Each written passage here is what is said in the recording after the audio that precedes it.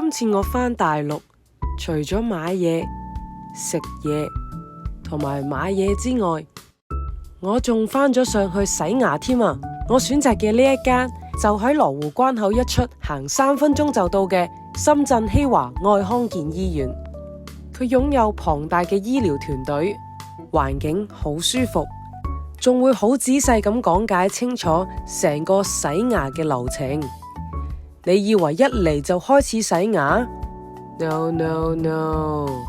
醫生首先會幫我檢查下牙齒嘅狀況，例如睇下有冇蛀牙等等嘅問題，然後就話返俾我知平時可以點樣保養。之後就會用一塊遮光布代替太陽眼鏡，仲可以防止啲水彈到成面都係。呢啲咁窩心嘅設計令我好放心。喺洗牙嘅時候，我仲感受到醫生嘅專業。點解我會咁講？因為上次我喺香港洗牙，我覺得個醫生好求其啊，佢只係用咗5分鐘就幫我洗晒成排牙。其實時間都唔係重點，重點係我感覺到佢洗得好唔仔細，之後仲要搞到我成口都係血，亦都因為咁，我已經有2年唔敢洗牙啦。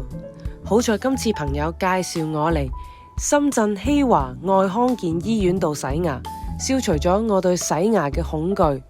睇下醫生幾專業嘅背影。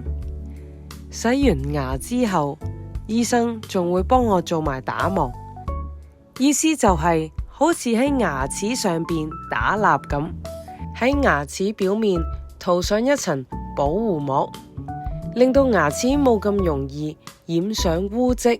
雖然我2年冇洗牙，但好在醫生話我嘅牙齒都幾健康，冇蛀牙嘅情況，只係需要每年洗1次牙做保養。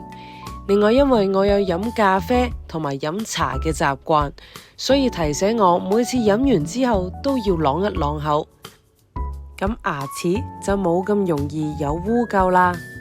今次成個洗牙嘅過程都好舒服，好放心，價錢平，質素高。咁洗完牙，我梗係爭分奪秒去採個靚耳，揼個靚骨，最後梗係忍唔住去 PopMart 掃貨啦。所以如果大家都想舒舒服服洗個牙，就快啲撳下面嘅網址或者 WhatsApp、IG 聯絡佢哋做預約啦。